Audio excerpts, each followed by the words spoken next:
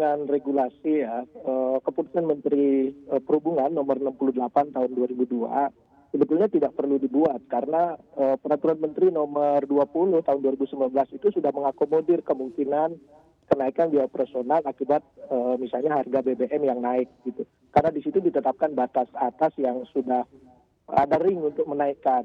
Nah, kita memaklumi bahwa kenaikan biaya tiket ini menjadi sesuatu yang wajar, tapi ada yang tidak wajar adalah besaran kenaikannya.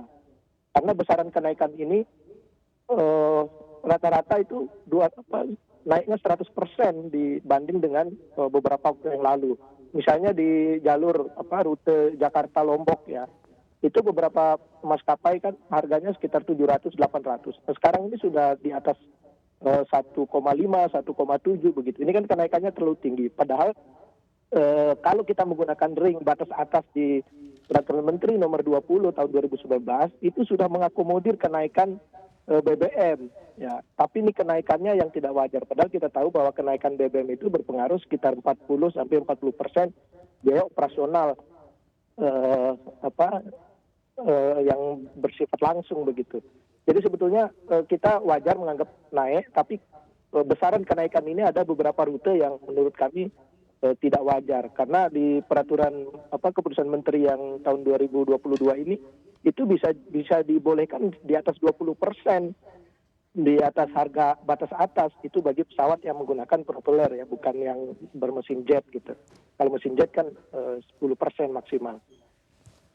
Baik, Pak Suryadi, ini kan kalau kita lihat dalam aturannya hanya memang kenaikannya 10% dari tarif batas atas di maskapai tersebut. Apakah memang Anda juga melihat adanya pelanggaran begitu kenaikan harga yang dilakukan oleh maskapai? Sebetulnya beragam kenaikan ini ya, tapi ada kenaikan yang menurut kami jumlahnya yang tidak wajar karena sampai 200% dari harga normal beberapa waktu yang lalu. Sebetulnya bisa dihitung ulang.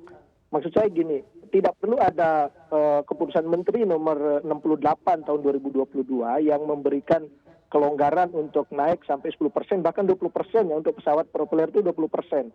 Yang 10% ini yang bermesin jet.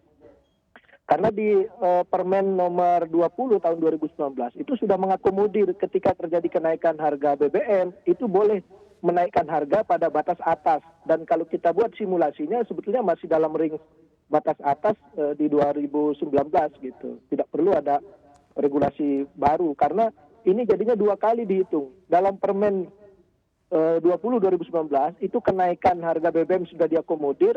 Kemudian ada keputusan menteri yang terbaru menaikkan 10% bahkan sampai 20%. Jadi dua kali hitung-hitungannya. Saya kira ini harus transparan kita hitung karena kontradiktif dengan program pemerintah misalnya bagaimana memulihkan ekonomi sektor pariwisata yang sangat terpuruk. Nah tentu harus ada solusi selain dari maskapai misalnya menghitung ulang, perlu juga ada semacam subsidi dari pemerintah begitu. Oke baik, Pak Bayu, ini seperti yang dikatakan Pak Suryadi, sepertinya ada temuan begitu kenaikannya hingga 200%. Apakah memang Anda juga melihat hal seperti itu terjadi begitu di para pelaku usaha maskapai? Nggak ada sih Pak, jadi ngoreksi ke Pak Suryadi tadi. Yang peraturan Menteri tahun 2019 tentang tarif atas dan tarif bawah itu ditetapkan pada saat harga minyak masih 8 ribuan ya, harga aftur. Sementara kurs dolar juga masih 12.500 gitu. Jadi tidak ada tarif batas atas batas bawah itu kan. Yang tarif batas atas untuk melindungi kepentingan konsumen supaya tidak terlalu mahal. Tarif batas bawah untuk melindungi sisi pelaku usaha supaya tidak banting-bantingan harga atau persaingan. Jadi sebetulnya tarif batas atas itu pun belum mengadopsi atau menampung tentang terjadinya kenaikan harga fuel. Apalagi kalau harga kenaikannya luar biasa seperti yang terjadi sekarang. Oke baik, Pak Suryadi ini kan juga salah satu penyebab harga tiket pesawat juga menjadi mahal begitu karena memang menyesuaikan harga aftur yang terus melonjak. Kalau dari Anda sendiri solusinya di Komisi 5 DPR RI seperti apa sih Pak terkait hal ini?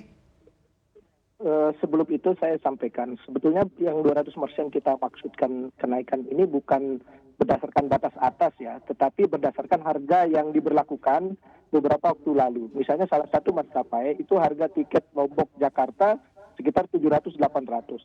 Nah sekarang itu harganya sudah di atas 1,6 begitu. Ini kan hampir 2 kali lipat. Nah 1,6 itu sebetulnya masih di dalam batas atas.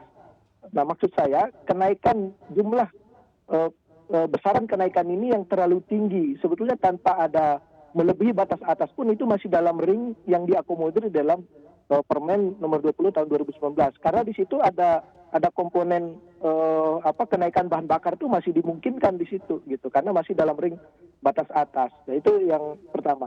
Kemudian apa yang mesti dilakukan oleh pemerintah? Mau tidak mau pemerintah ini kan tidak bisa bekerja dalam satu sektor. Ini kan akan berpengaruh pada sektor lain ya, sektor ekonomi, pariwisata dan lain sebagainya.